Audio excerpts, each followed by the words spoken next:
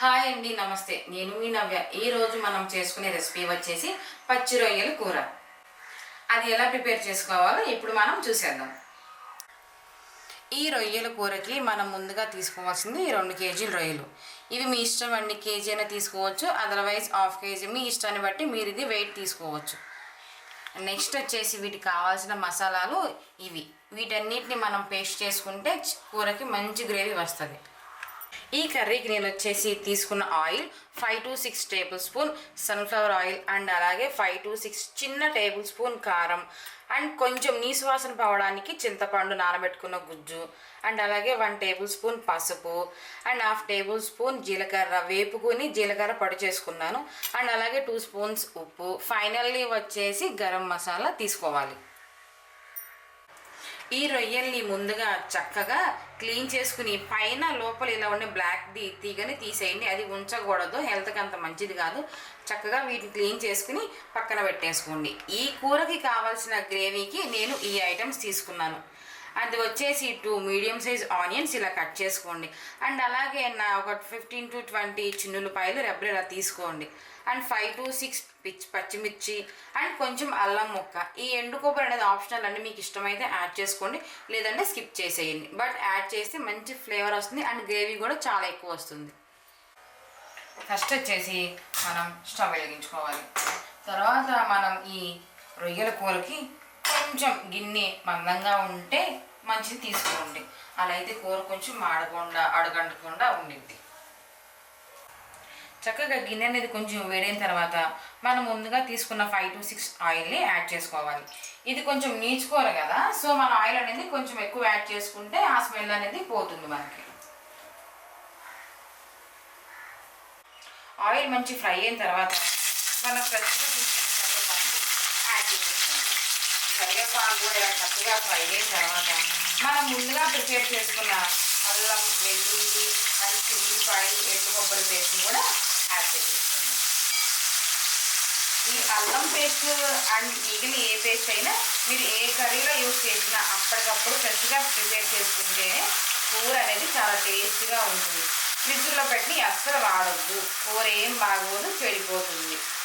చక్కగా ఈ ఆయిల్లో మంచిగా ఈ మసాలాని ఫ్రై చేసుకోండి. ఇది మనకు ఫ్రై అవ్వడానికి ఒక 2 నుంచి 3 నిమిషాలు టైం పడుతుంది.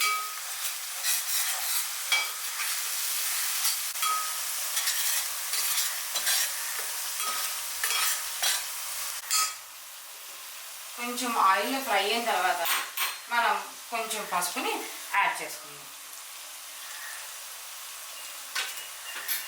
అండ్ అలాగే కొంచెం సాల్ట్ కూడా యాడ్ చేసుకుందాం. ఈ సాల్ట్ కొంచెం మసాలాలు యాడ్ చేయడం వల్ల మసాలా చాలా తొందరగా కుక్ అవుతుంది. రిమైనింగ్ ఉప్పు అనేది మనం కర్రీలో వేసుకుంటాం కదా, అది అడ్జస్ట్ అవుతుంది. సో ఈ పసుపు సాల్ట్ మంచిగా కలిసేలాగా ఈ మసాలాని తిప్పుతూ ఫ్రై చేసుకోండి. మసాలా అనేది ఆయిల్లో మంచిగా ఫ్రై అయితేనే కూరకి మంచి టేస్ట్ వస్తుంది, లేదంటే పచ్చి వాసనగా ఉండి కూర అంతా చెడిపోతుంది. సో కొంచెం లేట్ అయినా మీరు ఈ మసాలాని చక్కగా ఆయిల్లో ఫ్రై చేయడానికి ట్రై చేయండి.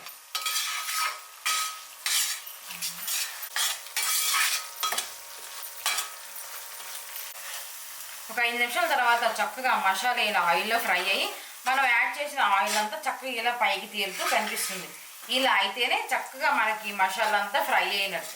ఇంక ఈ స్టేజ్లో మనం ఫస్ట్ క్లీన్ చేసుకున్న రొయ్యల్ని చక్కగా ఒకసారి క్లీన్ చేసుకుని యాడ్ చేసుకోవడమే. కొంతమంది ఈ మసాలాని చాలా రకాలుగా ప్రిపేర్ చేస్తారు, బట్ ఇలా అయితే చాలా సింపుల్గా ప్రిపేర్ చేసుకోవచ్చు. అండ్ టమాటోస్ కూడా యాడ్ చేస్తారు. నేను టమాటోస్ యాడ్ చేయట్లేదు, మీకు ఇష్టం ఉంటే మీరు యాడ్ చేసుకోండి. కొంతమంది ఆనియన్స్ కట్ చేసి పీసెస్ లా వేస్తారు, అలా ఏం అవసరం లేదు. వన్స్ ఒక్కసారి ఇవన్నీ చక్కగా పీసెస్ కట్ చేసి మీరు మిక్సీ వేసుకుని పేస్ట్ రెడీ చేసుకుంటే కూరకి అదే చాలా టేస్ట్ వస్తుంది. అండ్ టొమాటోస్ కూడా అంత అవసరం లేదు, పుల్లగా ఉండిద్ది. మనకి నీచు వాసన పోవడానికి చింతపండు రసం యాడ్ చేసుకుంటే చాలు. సో చాలా ఈజీగా చేసుకోవచ్చు ఈ కూర అనేది. ఈ రొయ్యల్ని చక్కగా ఇలా మసాలాలో ఆయిల్లో చక్కగా కలుపుతూ మిక్స్ చేసుకోండి. 10 నిమిషాల తర్వాత చక్కగా ఇలా మూత తీసి చూస్తే మనకు ఆ రొయ్యలో నుంచి వాటర్ వచ్చి కూర అంతా ఇలా కొంచెం నీరు కనిపిస్తుంది. ఇంకొక 10 నిమిషాలు మనం మూత పెట్టేసి చక్కగా కుక్ చేసుకుంటే ఈ వాటర్ కూడా అంతా ఇరిగిపోతుంది. అండ్ ఇప్పుడు మనం కొంచెం ఉప్పు యాడ్ చేసుకుందాం. అసలు మనం ఉప్పు యాడ్ చేయలేదు కదా, ఫస్ట్ కొంచెం వేసాం, ఇప్పుడు కొంచెం చేసుకోండి. చక్కగా ఒక 10 మినిట్స్ ఇలా మనం ఫ్రై చేసుకుంటే చక్కగా మసాలా అలాగే ఫ్రాన్స్ కూడా ఆయిల్లో చక్కగా ఫ్రై అయ్యి మనం యాడ్ చేసిన ఆయిల్ అంతా ఇలా చుట్టుపక్కల తేలుతూ ఉంటుంది. అండ్ అలాగే ఫ్రాన్స్లో నుంచి కొంచెం వాటర్ వచ్చినాయి కదా, అవి కూడా చక్కగా ఇలా ఇనిగిపోయి కనిపిస్తాయి. ఇప్పుడు మనం ఫస్ట్ తీసుకున్న కారాన్ని చక్కగా యాడ్ చేసుకోండి. నేను ఈ స్పూన్ చిన్నది కాబట్టి ఒక 3 to 5 or 4 table spoon add చేసుకొని, మేము స్పైస్ కొంచెం ఎక్కువగా తింటాము, మీరు కొంచెం తినేవాళ్ళు అయితే తక్కువ యాడ్ చేసుకోండి, లేదు ఇంకా స్పైస్ తినేవాళ్ళు కొంచెం ఎక్కువ యాడ్ చేసుకోండి. మాకైతే ఇది సరిపోతుంది. అండ్ అలాగే నాన్ వెజ్ కర్రీస్లోకి కొంచెం కారం, ఉప్పు, ఆయిల్ అనేది కొంచెం ఎక్కువ ఉంటేనే బాగుంటుంది. చక్కగా కారం యాడ్ చేసుకున్న తర్వాత ఆ కారం అంతా కలిసేలాగా కర్రీని ఇలా మిక్స్ చేసుకోండి.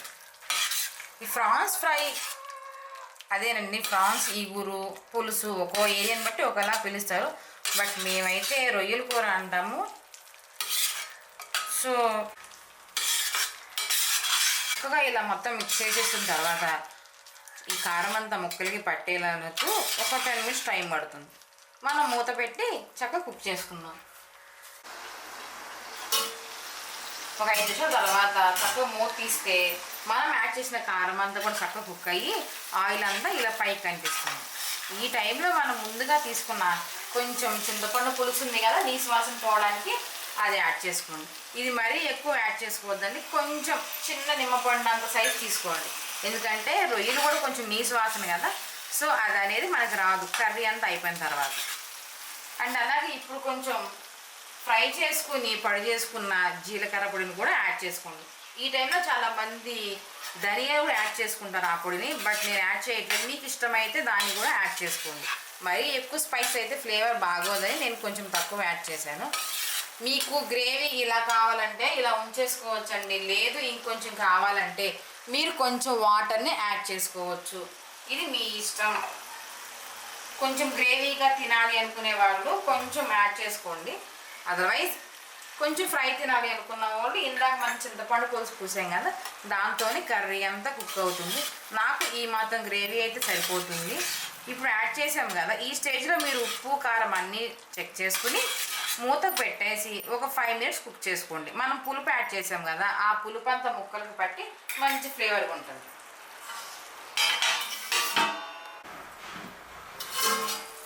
ఒక 5 మినిట్స్ మూత తీసి చూస్తే చక్కగా మనం యాడ్ చేసిన వాటర్ అంతా ఇలా దగ్గరికి వచ్చేసి మనకి కావాల్సిన గ్రేవీ అనేది ఇలా రెడీ అవుతుంది. ఇంకా నాకు ఈ గ్రేవీ చాలండి, ఇంకా మీ గ్రేవీ అంత అవసరం లేదు, కొంచెమే కావాలంటే మీరు ఇంకా సిమ్లో ఉంచుకుని కూరని ప్రిపేర్ చేసుకోవచ్చు. అండ్ ఫైనల్లీ వచ్చేసి కొంచెం గరం మసాలా నేను యాడ్ చేసుకుంటున్నాను. ఇది జస్ట్ ఫ్లేవర్ కోసమే, నచ్చితే ఓకే, లేదంటే ఇది కూడా స్కిప్ చేయొచ్చు. మనం ఇందాక జీలకర్ర పొడి వేసుకున్నాం కదా, దాంతోనే కర్రీ బాగుంటుంది, బట్ లాస్ట్ ఏంటంటే కొంచెం టేస్టింగ్ బాగుంటుంది, నేను యాడ్ చేశాను. ఫైనల్గా మనం ఫ్రెష్గా కట్ చేసుకున్న కొత్తిమీరని యాడ్ చేసుకుని ఇంకా సర్వ్ చేసుకోవడమే. ఇంతేనండి, చాలా సింపుల్గా రొయ్యల కూర అనేది మీరు ప్రిపేర్ చేసుకోవచ్చు. ఈవెన్ బ్యాచులర్స్ అయినా కూడా చాలా ఈజీగా ఈ మెథడ్లో ఫాలో అయితే చక్కగా ఎమ్మి రొయ్యల కూర అనేది మీరు ఎంజాయ్ చేయగలుగుతారు. దీని పెద్ద హడావడేం చేయవసరం లేదు, అన్ని ఇంగ్రీడియంట్స్ మీ ఇంట్లోనే ఉంటాయి. సో చేసే విధానం చక్కగా నీట్గా సింపుల్గా ప్రిపేర్ చేసుకుంటే ఒక 10 to 15 లేదంటే ఒక 30 మినిట్స్లో మంచి రొయ్యల గ్రేవీ అనేది మీరు మీ ఇంట్లోనే ప్రిపేర్ చేసుకోవచ్చు. ఇంకా సర్వ్ చేసుకుని మీ ఫ్యామిలీతో ఎంజాయ్ చేయడమే లేదు.